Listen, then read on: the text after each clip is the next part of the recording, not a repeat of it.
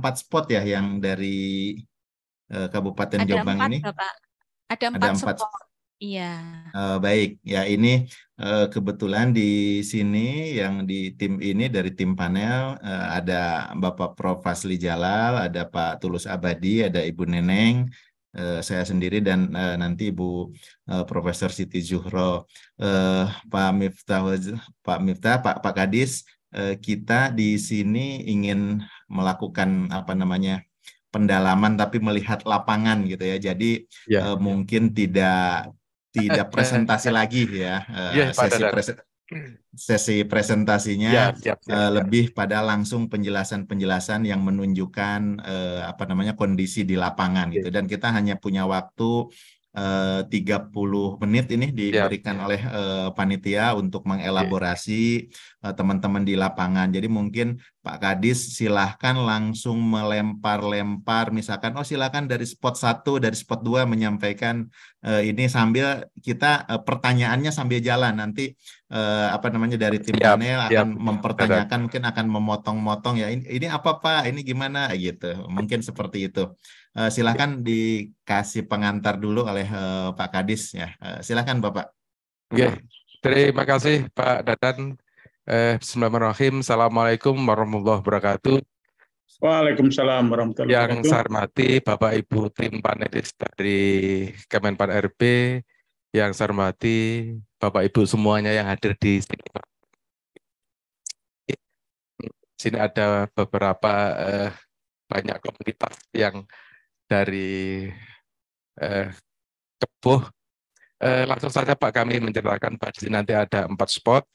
Bapak terkait masalah permata hati ini seperti yang dijelaskan beberapa hari yang lalu.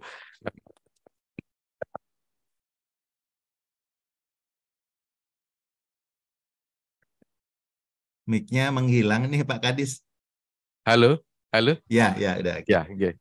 Jadi Inovasa ini memang diawali keprihatinan kondisi Bapak di tahun 98, di awal tahun 2000 memang terjadi pembalakan liar, juga di sana dulu juga ada komoditas cengkeh yang harganya juga tidak menentu, sehingga pada saat awal tahun 2000 penduduk di sini itu kesulitan baik dari sisi ekonomi maupun ekologi. Sehingga kesadaran itu kita kolaborasi dengan pemerintah daerah sehingga melakukan penanaman kembali, melakukan konservasi sehingga sumber-sumber mata air yang mengering itu kembali lagi.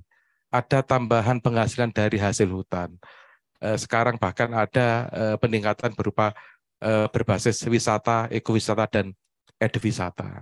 Nanti mungkin kami bisa langsung minta tolong Mbak Lili ini, staf kami yang terkait masalah inovator ini bisa mengendalikan atau menunjukkan untuk spot-spot mana itu yang sudah siap, nanti biar bisa menjelaskan sambil kita menjawab.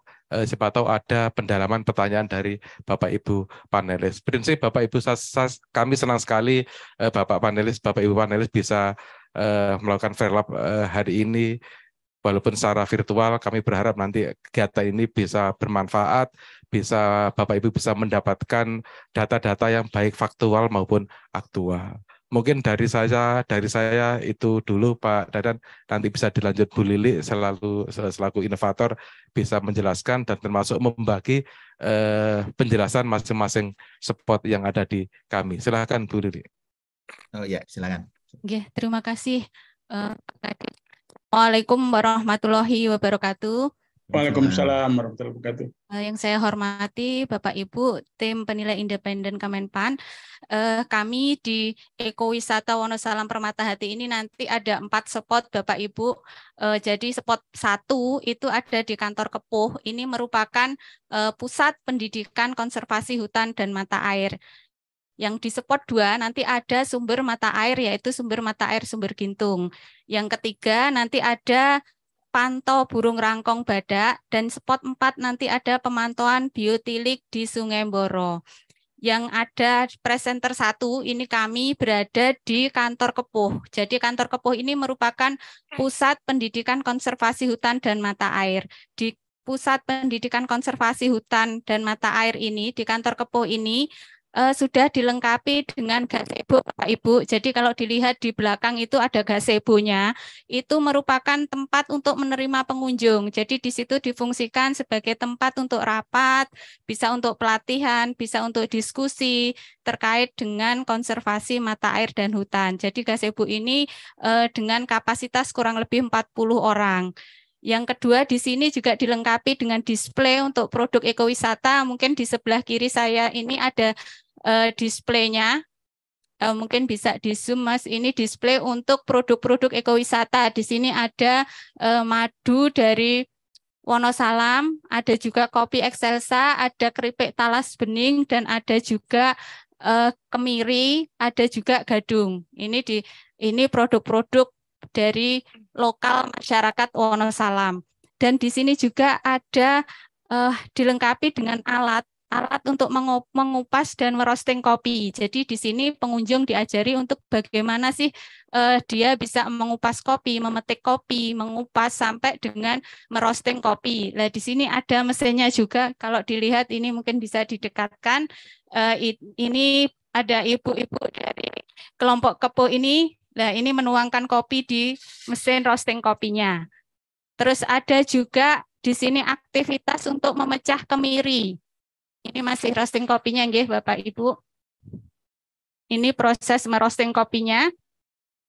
Jadi setiap pengunjung ke sini pasti akan diajari bagaimana caranya merosting kopi. Ini kopi asli dari Wonosalam, kopi Excelsa. Dan terus selanjutnya ada alat untuk memecah kemiri. Karena di sini yang berkunjung ke sini diajari untuk melaksanakan pecah kemiri. Mungkin bisa di zoom. Nah, ini ada praktek pecah kemiri. Mungkin, nah ini dari ibu-ibu yang melakukan pecah kemiri, karena pecah kemiri ini ada filosofi tersendiri Bapak Ibu. Jadi tidak boleh terlalu keras, juga tidak boleh terlalu pelan. Kalau terlalu keras atau terlalu pelan tidak akan bisa pecah nanti adanya. Ini filosofinya.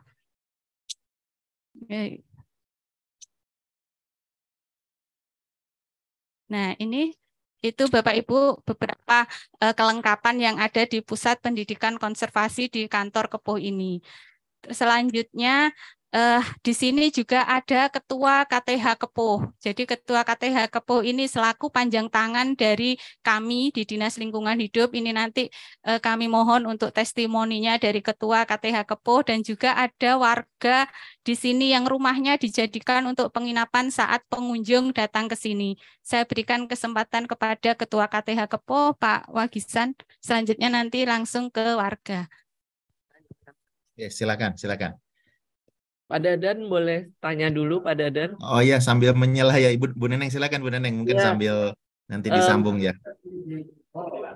Mohon maaf, saya mau nanya bagaimana tadi kan ada roasting kopi dan sebagainya.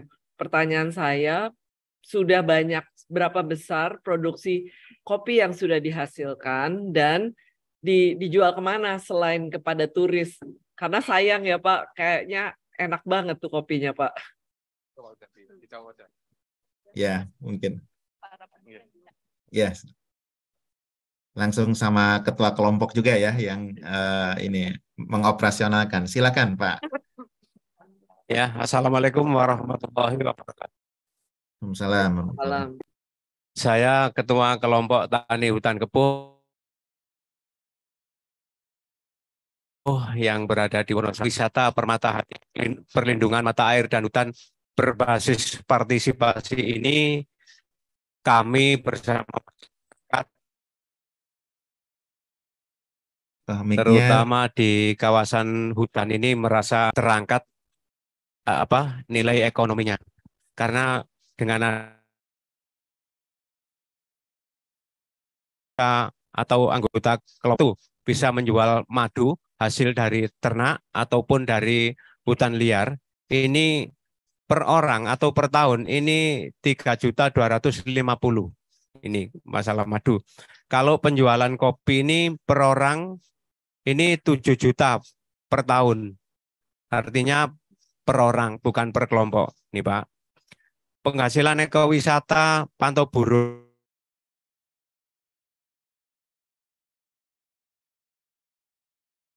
per kelompok. Penghasilan dari Sungai Boro 20 juta.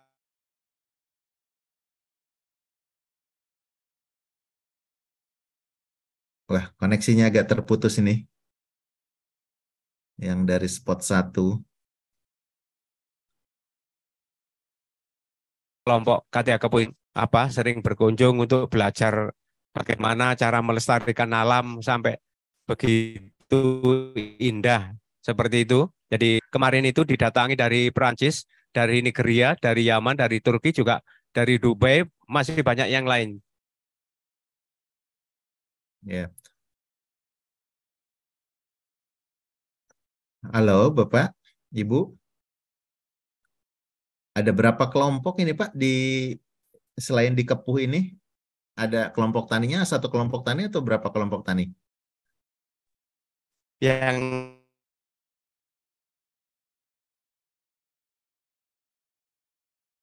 ini terputus nih yang dari spot 1 ini, ininya sinyalnya. Mungkin bisa langsung dibantu yang spot 2 juga nggak apa-apa Pak. Yang di spot 2, di spot 3 untuk ini langsung menyampaikan sesuatu nggak apa-apa. Apa yang ada di spot 1, spot 2 bisa dijelaskan. Oh, udah nyambung ya spot 1. Pak Dadan. Ya silakan spot 1, silakan. Pak Dadan. Oh iya Pak Tulus, gimana Pak Tulus? Kalau ini kan dari Wonosalam yang perairan itu ya yang ya yang ekowisata Wonosalam, Permata ya. Hati. Ya. Nah, apakah hasilnya kopi saja atau ada produk-produk pertanian lain dalam hasil Wonosalam ini? Ada kopi, ada kemiri, ada madu. Oh, okay. Iya. Ada kopi, madu, kemiri, jahe juga Bapak. Jadi tidak hanya kopi saja. Yang dominan yang produk apa itu yang menjadi ikon? Kopi, Bapak. Kopi ya? sama kemiri. Kita kopi sama kemiri itu yang masih istilahnya masih langka. Banyak dibutuhkan juga. Ya. Enggak, maksudnya secara ekonomi yang signifikan itu apa? Kopinya kopi. Atau dari kopi ya? Bapak. Iya, dari kopi.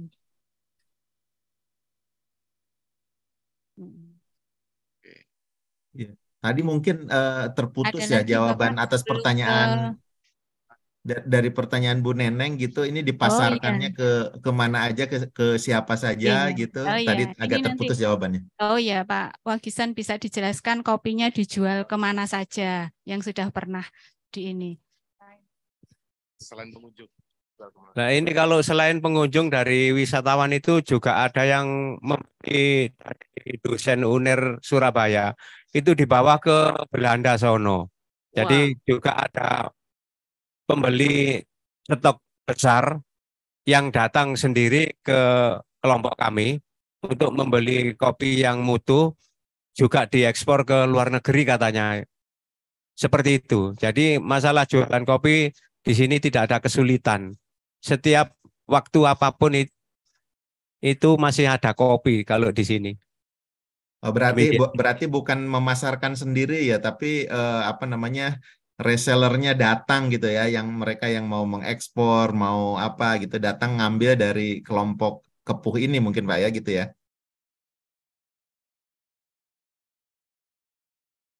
Baik.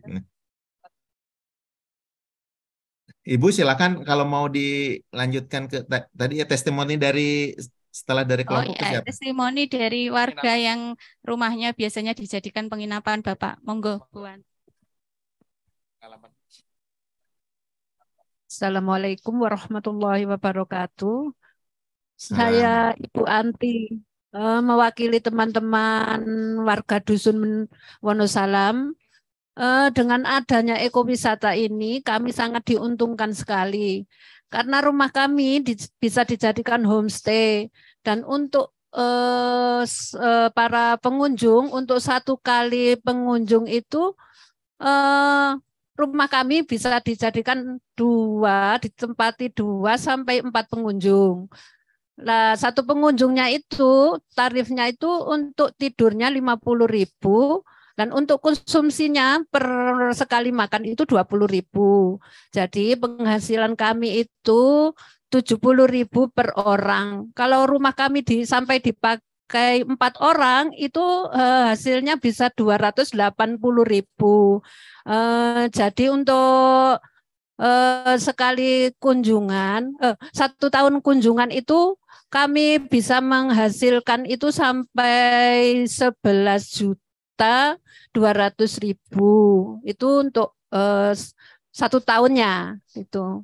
Jadi kami juga bisa mengembangkan hasil bumi kami, hasil perkebunan kami yang biasanya untuk konsumsi sendiri. Sekarang bisa kami jadikan produk-produk yang bisa menghasilkan untuk nilai ekonomi kami. Seperti itu. Selain rumah Ibu, ada rumah warga yang lain yang dijadikan homestay, Ibu? Atau ada berapa kira-kira? Banyak, 20 sampai 40 rumah. Kami oh ya, cukup banyak juga ya. Ya, dengan kira-kira gambaran yang sama seperti tempat Ibu ya. Iya. Kalau ya. Bu nanya sama. Bu, kalau setiap minggu berapa kali terisi? Apakah hanya di Sabtu Minggu aja atau mungkin hari-hari biasa juga ada? Berapa kali terisi dalam 1 minggu intinya itu? Nggak tentu sih Pak, kadang hari-hari besar, kadang juga tiba-tiba gitu ada kunjungan seperti anak-anak sekolah seperti itu. Artinya itu nggak rutin ya, nggak rutin secara rutin atau reguler setiap minggu pendapatan tadi 280.000 sekian atau bahkan lebih, atau itu hanya sekali-sekali dalam sebulan atau dalam 1 tahun? Setiap minggu itu ada Pak, tapi ya nggak rumah semua gitu, paling berapa rumah seperti itu, 10 rumah paling sedikit itu. Nah ini daya tariknya Wonosalam ini ya khusus untuk yang sumber air ini kan ekowisata ya, tapi di sini kan ada aspek edukasi, ada aspek konservasinya, kemudian ada aspek ekonominya juga gitu ya, yang tadi ekonomi warga. Nah ini dari tadi Bu Lili ini mungkin yang di spot 2, spot 3 ini apa nih Bu? Nih mungkin bisa dijelaskan. Iya Bapak. Mungkin yang dari spot 2 Bapak, di spot 2 di situ ada dari Ekoton Bapak Ibu. Jadi di spot 2 di sumber mata air Sumber Gintung ada teman kami dari LSM Lingkungan Ekoton. Pak Amir bisa di ini nyambung. Halo ya, spot 2. Selamat pagi Bapak Ibu spot sekalian. 2. Ya, selamat pagi. Dari Ekoton Pak ya. Iya Pak. Jadi ya saya melihat ini sebuah inovasi yang menarik Pak, karena di konsep ekowisata ini bukan hanya ngejar ekonomi, tapi bagaimana partisipasi masyarakat dan juga nilai konservasinya itu sangat tinggi, sehingga sangat memungkinkan untuk ini bisa direplikasi di banyak tempat atau di tempat lain. Apa yang dilakukan Ekoton dan teman-teman di sana? Apakah konservasi atau melakukan ini juga pemberdayaan masyarakat untuk partisipasi ininya gitu? Ini ngeblank juga ya di spot 2, hilang gambarnya ya?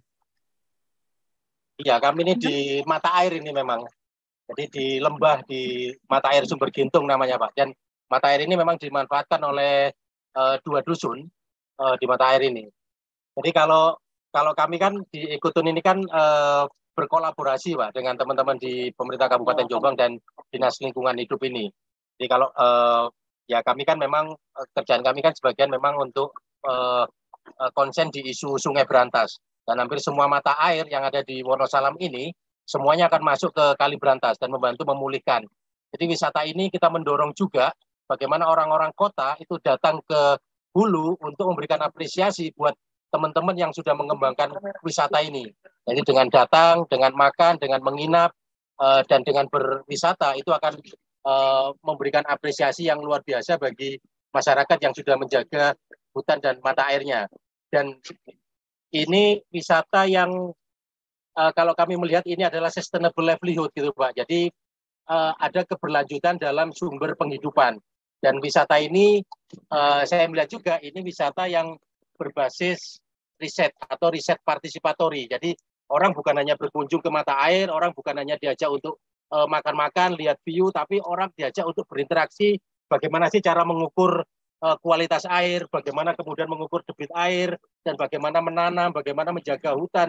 Jadi ada nilai-nilai edukasi dan konservasi yang ditekankan dan cukup kuat di ekowisata Permata Hati ini, gitu Pak. Itu setiap apa Pak Amir dilakukannya? Apakah setiap pekan gitu atau setiap hari ada teman-teman aktivis atau relawan ekoton yang ada di sana gitu? Mohon maaf Pak, putus. Iya, itu setiap apa namanya tadi ya program pendampingannya atau apa namanya partisipasinya ya. Apakah teman-teman relawan setiap saat ada di sana atau hanya seminggu sekali misalkan ketika ramai saja atau gimana teman-teman relawan di sana? Ikut masuk di Wonosalam ini sejak tahun 2009 Pak. Jadi kami membantu teman-teman untuk meningkatkan kapasitas terkait masalah hutan, kemudian peraturan dan konservasi dan banyak hal. Kami banyak tinggal di Wonosalam ini, kan ya, karena lokasi Wonosalam dengan kantor kami di Wiringin-Anoman ini kan cukup dekat, jadi 1 jam. Jadi setiap Sabtu Minggu kami di sini dan hampir setiap hari kami punya pos di Wonosalam ini, Pak. Jadi kami punya representatif di Wonosalam ini, gitu. Oh iya, berarti setiap minggu ada yang di sana dan setiap hari ada juga yang ngepost di sana ya, yang memberikan edukasi kepada pengunjung atau masyarakat gitu ya? Iya, Bapak. Iya. Oke, baik. Boleh tanya Pak Dadan? Silakan, Prof. Silakan. Pak Dadan, ya baik. Terima kasih ya kepada Ibu Inventor dan semua tim yang terlibat. Sama-sama. Saya ingin tahu pergerakan daripada kami bantu. Pelibatan berbagai kelompok ya. Idenya kan ada perusakan hutan, air mengering, kemudian ada kesadaran untuk mengembalikan hutan supaya air kembali, itu tujuan utama. Tapi dalam perjalanan ternyata ini membuka peluang untuk menjadikan keunikan lokal untuk menjadi ekowisata tarik untuk ekowisata ya. Nah, dan kemudian terlibatlah UMKM, terlibatlah pendidikan, pemuda segala macam. Tapi bisa nggak diceritakan sedikit Ibu ya, dan juga pada teman dari Ekoton yang sudah lama di sana, apa nilai tambah dari penggerakan masyarakat ini?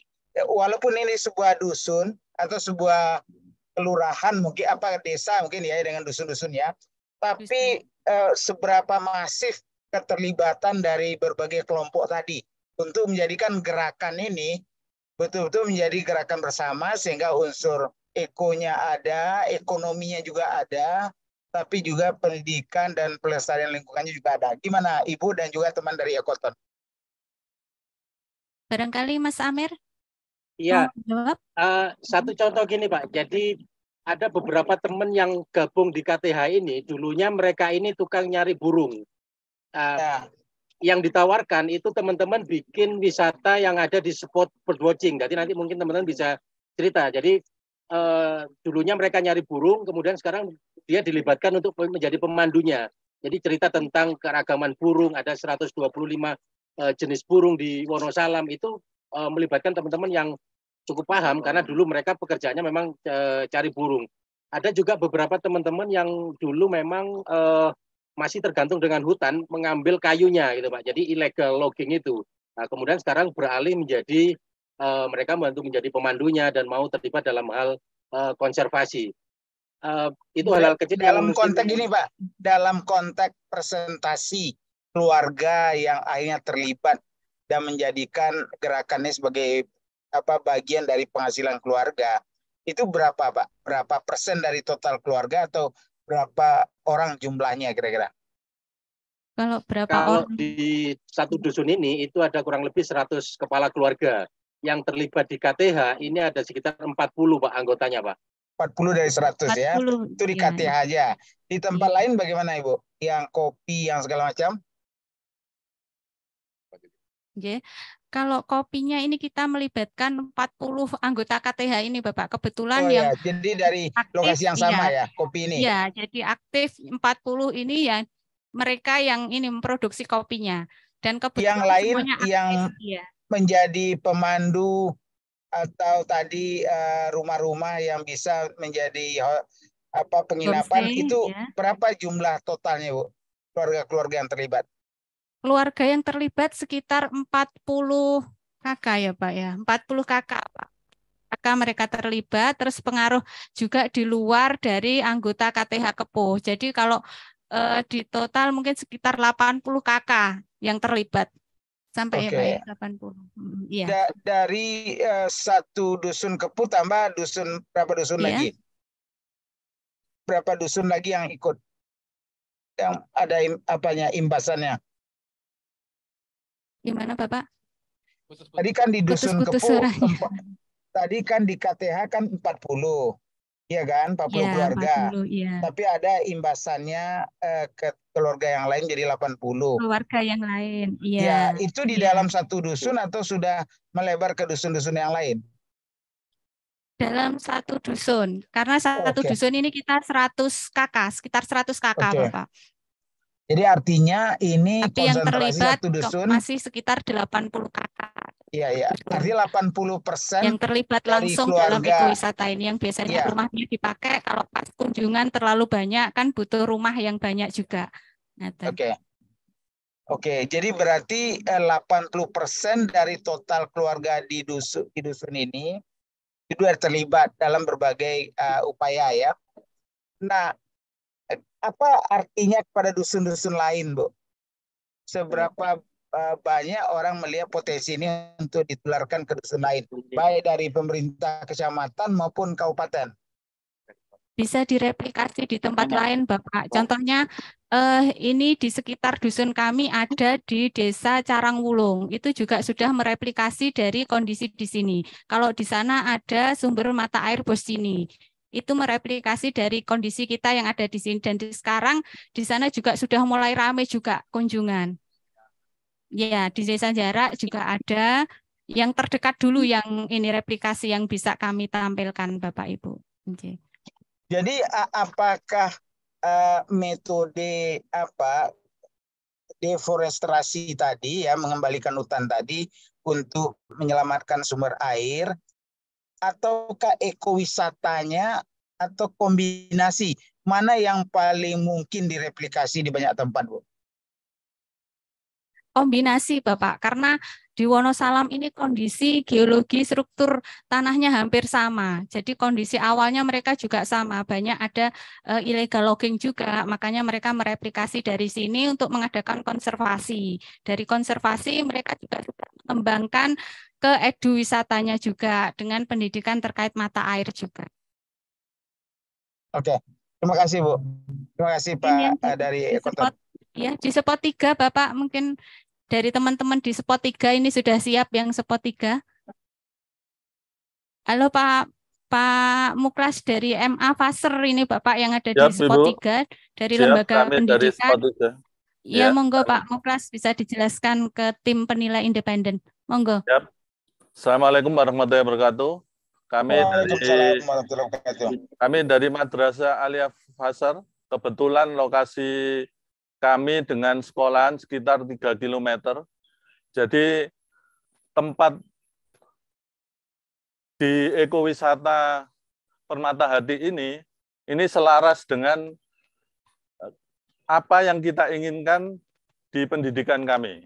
Jadi visi dan misinya kami peduli lingkungan. Makanya karena kondisi kami di hutan, untuk memberi pembelajaran mengenalkan tanaman hutan, kemudian burung-burung yang ada di sekitar ini, maka kami mencoba mengajak anak-anak untuk langsung mengenalkan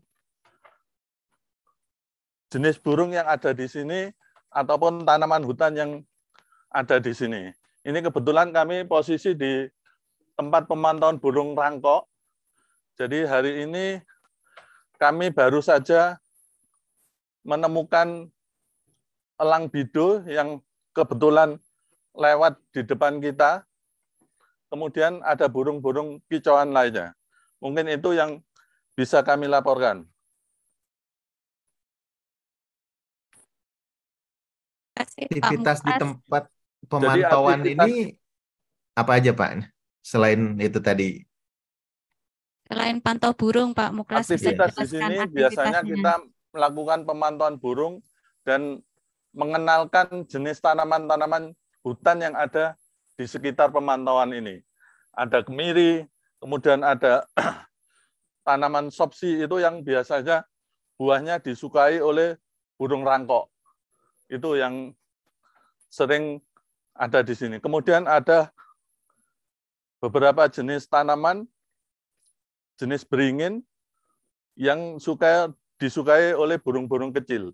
Kemudian ada tanaman-tanaman jenis Artocarpus, itu tanaman penyelamat mata air. Mungkin itu. Itu Bapak Ibu tim penilai, dan biasanya hasil dari burung ini dijadikan ini bahan untuk materi mereka di sekolah ataupun di silabus, karena sudah masuk di materi silabus sekolah juga terkait pengamatan keanekaragaman hayati. Ini memang pas dengan kurikulum kami, jadi untuk kurikulum Merdeka Belajar memang anak-anak harus lebih banyak didekatkan dengan alam. Kalau di sini dengan alam atau dengan visual langsung, biar dia mengenal bentuk daun pohon itu bedanya gimana.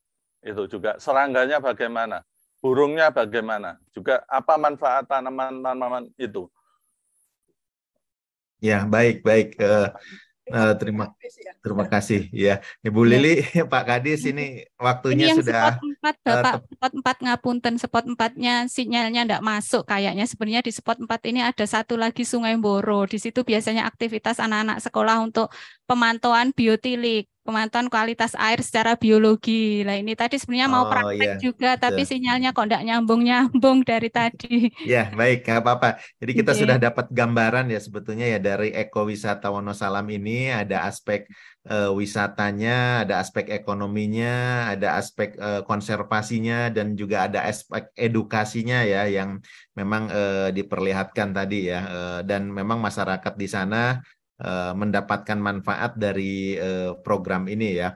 Baik, karena ini waktunya sudah mencukupi, kami ucapkan terima kasih pada Pak Kadis ya, kemudian Bapak Ibu semua ya, teman-teman dari tadi sekolah ya, kemudian dari Ekoton juga ya, semuanya ya, terima kasih atas partisipasinya untuk memperlihatkan tambahan kondisi